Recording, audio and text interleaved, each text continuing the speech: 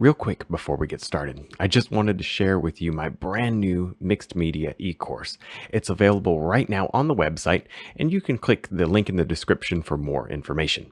All right, let's jump into the video. Well, we're going to start off today here with a mountain. So I've got my mountain sketched in. I've got my little foreground, my valley sketched in. I've got my sky covered with clear gel. The rest of the canvas is dry, except for the sketch. And so that's pretty much it. Let's take our blue and our red, a little white was kind of left over in that brush. I'm going to come right up here to the top and just begin to throw in the basic blue part of my sky. And this is, again, kind of a warm blue. We're going to have a lot of color, especially in the sky. It's going to be kind of one of those stormy skies. I think you'll like it. I think you'll find it very interesting. I'm excited for this one. We are going to be doing winter, a winter painting today. So it's just something a little different. All right, that's good enough. Now I'm dropping in some clouds. Not very interesting clouds, just basic little clouds. We'll try to make them more interesting here as I go. I'm just putting in, because see, they're not very contrasty at this moment. But I'll try to add a little more. I just needed to get from my blue to my kind of peach tones. I'll try to add a little more yellow kind of under there without creating a lot of mud, but I'll be careful. So maybe like just barely, the sun's just barely going down. Now, before we go too far, we should look at the paintings that you guys did of my last one. And if you're not sharing your versions, you should definitely do it with the information there on the screen. And then I'll take a look at them and get them in the next video if I see them in time. But it's really fun to see what you guys are up to. Always fun to see. So now I've got a lot of this color on here, and it's fairly gloppy. So here's what I'm going to do. I've got a shop towel, but I'm going to scrape this away with a palette knife just to get the paint off. Move it down here if you want to. Just put it anywhere. Doesn't really matter. Now I'm going to wipe the rest of it off with a shop towel. What this is going to do is, number one, give me a great base to work my shadows, because the rest of the sky is going to be in shadow. And honestly, you're going to get these little subtle highlights and shadows just because of the nature of the way that I'm doing this. You can live with that. Okay, now my fingers are sufficiently messy. Let's add a little shadow. This brush isn't overly clean. I guess I didn't wash it very good from last time. That's okay. And we'll just begin painting our shadow starting from this side. And then, ooh, it's too much color, actually. Too much color. Some black in there to help remove the color. There we go. Gray it down quite a bit. As you work across, go ahead and allow it to become lighter. Pick up a little white there. See that? Now I'm going to outline just a few of these clouds, and with a little bit of a golden color, the yellow ochre, really. Yellow ochre is by far your safest color compared to, I would stay well away from your cad yellow kind of colors, because those tend to, they go turn green very quickly, whereas the other ones don't seem, the yellow ochre doesn't seem to turn green nearly so quick or drastically when it does. There. I'm just placing in a little highlight here and there, not going crazy, not worrying about it. Now over here, if you want to get just a little more, you can just begin to put in just a little shot of yellow here and there, not too much, kind of along the back side, just to make it feel like it's glowing. Again, I'm being very, very careful, because even with this purple, it can turn green, depending on how you mix that purple. Now I'm going to drop in my mountains, at least kind of start them. I'm not really going to do much to these. As you would imagine, they're so far away that there's not much. You see, I already put kind of a peach color down that just ties in with my clouds. I may add some more white highlights. I probably will add some white highlights as a final thing, but you know, just for now, this is fine. 3/4 brush is what I'm using right now. You know, I could just as easily use a detail brush or something, but it just happened to be what was convenient. Those lines will work. Again, that's not my highlight. This is just my underpainting. I'm still going to highlight properly. There's a little blue in with some of this. And I do want a little bit more on the blue side and white. I don't want too much darkness. You can easily get it too dark. I like the lighter. Let's see, somewhere right in there. Yeah.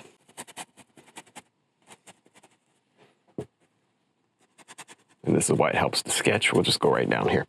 Now, on this mountain, we might as well go ahead and begin to underpaint it as well, just with, maybe it's going to be more rocky, but get some of that snow up on here. There we go. Just had to change to a bigger brush to get that large section of purple in. Now let's take a little, what is that? Just some of the leftover kind of peachy color and fill in on this mountain. And the colors are, I think, more important than anything right here, at least at this very moment. Get these colors working and get it, there we go. Get it very much, you know, balanced and tied together. You know, it all matches the sky and whatnot. Get some of these little things going on here in this mountain.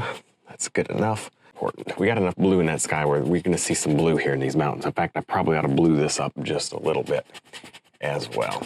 So now I'm dropping in my trees, lots and lots of trees. And you know, this doesn't look, I was looking back there, I'm like, man, that doesn't look right, but it's just like, well, it's only because it's half done, you know?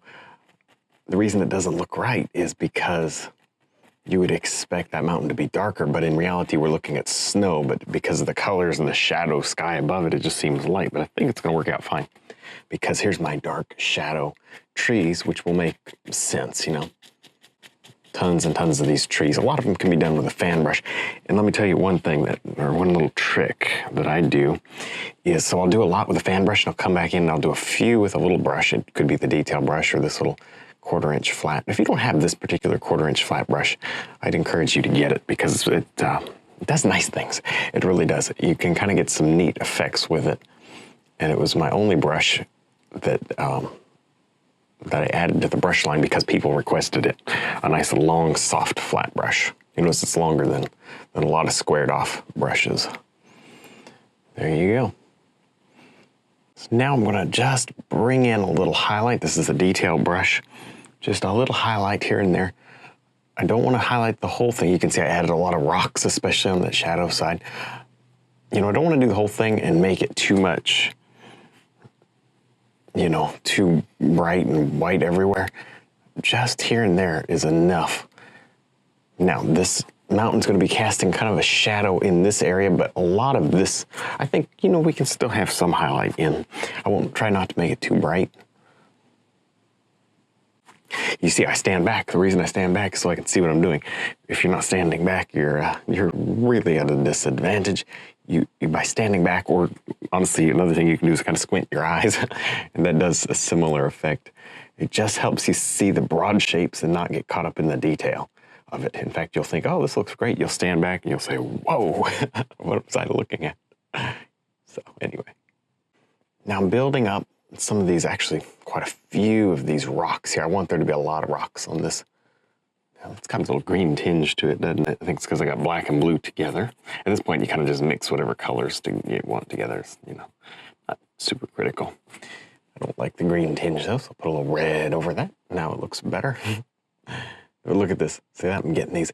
The mountain looks, in color, it looks like it's really, really far away. That's just because I didn't underpaint it dark and then highlight it with my snow. I did the snow first and then the rocks second. That's why it looks so far. But now see, I'm bringing it, just like this range over here, I'm bringing it closer, bringing it closer. I think that's important.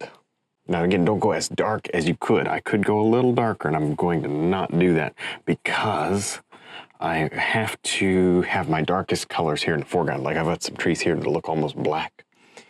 That's important. If you use up all your value, your contrast, that is, you're going to not have any way to make it darker because you don't have anything darker than black. I know that sounds silly and sounds like I wouldn't have to say it, but if you don't think about it, you know, it can get away from you. And you're like, oh no, I can't make, you know, if you start too dark back here, you can't make it any darker in the foreground. And that works the same with the highlight too. Although the highlight's not as important as the dark. Now let's transition to doing some of this water, just a small little lake down here. I'll just have a little bit of that sky color up there. It's so nice. And then coming down, let me get a little more red in that. I was gonna go with that blue, but I'm gonna add a little more, well, just enough red where it won't become weird when it mixes here with this color. Okay. That's a little too dark, so I'll lighten it up. Anyway, you can see when you're working with colors that are very subtle, usually it takes more effort and more adjustment to get it just the way that you want it. Typically, you know, it takes a little bit of trial and error. You'll find, if you've done any painting, you know, you'll find that But those subtle colors usually take a little back and forth till you get it just the way that you want it. All right, I'm going to be painting in some big trees, and this may seem totally random. Why am I jumping over here? I've got some black, red, and blue. I mean, as dark as I can get it. Actually, a little brown wouldn't hurt either. You know, it seemed like, okay, we're working our way slowly, and now I'm jumping over here and I'm doing, essentially, unless I change my mind and I throw a big tree on this side, essentially my biggest trees in the whole painting. What am I doing? Well, here's the thing. I want to get the contrast and the values in. I'm not sure how I want to tackle this side yet. So I want to get this side in. I know exactly how I want this side to look. I'm going to just begin working in my tree details, just placing in color, place the color down, and then you can work with and pull these little bits of detail out, probably more with the detail brush than anything else, to tell you the truth. Now, as I come down, a lot of these trees, I'm just kind of marking them out. See that? They just go down like this. They kind of push a lot of that lake back. Yeah, that'll work. That'll totally work. So now I think some trees would look good on this side. I think we pretty much have to do trees. I think it would look weird if we didn't. We got them there. We got to have them over here too. Maybe not quite so many, maybe less. I don't know. We'll see. You can tell I've got a real good plan and I know exactly what we're doing. You can tell, right? There. That'll work. And then of course, because this is snow, all you do is you give these a quick drag, you know, and there you go. And rather than wiping it off, I'll just use that dark color and allow it to mix. I don't need to highlight these trees because they'll look highlighted. They're so far away, they don't need highlight, number one, but they'll look kind of highlighted because just the wet paint underneath, it'll do things, you know. It won't remain just perfectly like it was if it was acrylic or something where you put it on and like it's all one color. There we go. Kind of mix this together. There. Anyway, we'll just sort of work this in and around until you get an effect that you're pleased with, and then you stop before you mess it up. Now I'm just working forward here and creating a couple of rocks. Okay, I'm just doing the shadow, so these rocks will look kind of funny, actually, because all I'm doing is the shadow. Okay, that'll work. See how I do that? It doesn't make a bit of sense, but let me just for the sake of, so that you kind of stay with me here, the rock will be like this. See that? This will be, highlight and then more snow. See that? And that's why I'm doing the dark the way I'm doing it. Hopefully that makes sense. Okay, so there's that, and then we got some more things. What is this? I don't know. Maybe we'll make something out of it. Maybe we won't. Maybe it'll fall. No, it's not going to fall apart and collapse. It's going to be great. I'm going to bring in my snow now, and this is going to make a tremendous difference. And then, of course, these trees, they'll have to be kind of brought back, and that's totally fine. But I think this is really going to make a difference. Actually, as I go out there, I'd like to see it just a tiniest bit brighter. There we go. All of this, most of this will be wiped away. And we'll go ahead and, now you can have plenty of blue because there's a lot of blue sky up there. Plenty of blue down in here. It's totally fine. And we'll wipe this. I'll just do this real quick and we'll wipe it away with a shop towel. That'll be the most important thing. All right, the next thing I'm going to do is remove, with my shop towel, I'm going to remove as much of this slippery, wet paint down here as I can. You'll see that the color doesn't change, or of course the color doesn't change. The value doesn't really change. I'm just taking away what's on top and leaving what's stained there in between the weave of the canvas itself. See that? Maybe don't go over the black parts. With this, we'll go ahead and go through all the snow and then come back and do the black parts, including maybe these trees even. I don't know. We'll see. You could save them for later. And if they start to go muddy, well, you can stop and wipe them off. But there you go. This is important. Don't skip this step. Well, now that we've got this canvas pretty well wiped off with all that dark, with all the shadow colors, what's left is worked really, really good into the canvas. I can begin pulling my highlights in. This is really where it's going to obviously come to life, really shine. This is good stuff right here. Okay, now, we originally wanted a little, and I still do want a little path, although I'm not too sure how I actually want to implement this path, but I'm just going to kind of sketch something out. Maybe it kind of comes around like this. I don't know for sure. It's mostly, it's all snow. If this was grass, it would be a little easier to define the path because it would be brown around green. But here it's just white on white. So we'll have to do something with the shadows to kind of pull it out. Or else, maybe it just won't be very noticeable, and that's okay. Now, all I need is a subtle dusting of snow highlight here on these trees. I don't need them to be too terribly bright. There, I've got just the fan brush and pushing it into that paint pile to break the bristles open. This is actually one of my older fan brushes, very beat up. You would normally probably retire something like that, but it works really, really good for this. So I encourage you, especially with a fan brush, a filbert brush, don't toss them, keep them, and use them for things like this. And then keep your good ones, for when you need to have a little more control and you don't want it so wild. And there. Just a dusting set, very little. Very, very little. I think if you do too much, I may put a little white color, just a couple of these may have a little white color, but not much. Most, because it's shadowy here, there's some highlight here. But most of it, I'd like to see it just remain shadowy. I just like that. I think it's interesting. I'm just gonna place in a little bit of grass, again, using my old beat up brush. It's working well for this. I'm just gonna keep going with it. That looks good. Can you put yellow ochre in it? Yeah, you probably could. I guess I'll do that. I guess I'll put just a little yellow ochre in that. Give it a little bit more of a dry grass feel and some red, see that? Okay. What does that do for us? Well, that's nice. I like the way that just warms it up some. I think we could use that warmth here. Right up in here, a little bit more of this. Yeah, that'll work. Isn't this nice? Just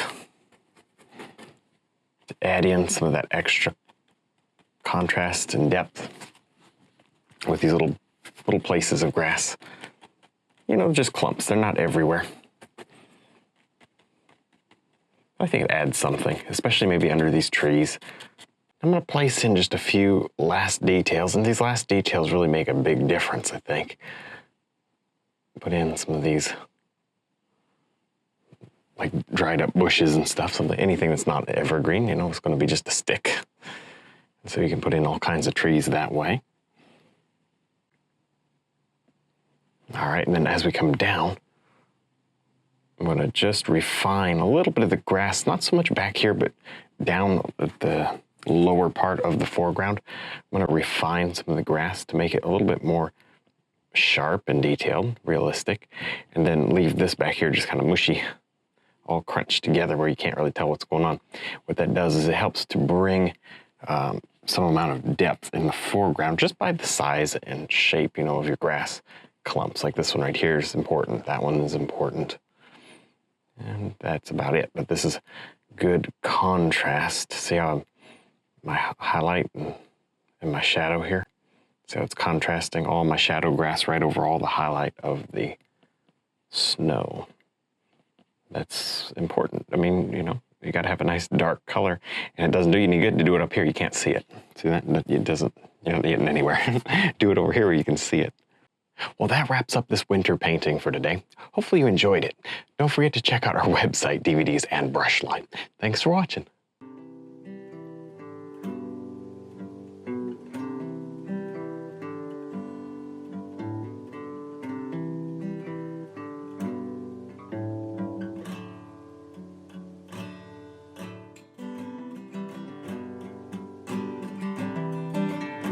Well, hopefully you enjoyed this video. Remember to subscribe if you're not already, and click the like button. That helps me out a lot.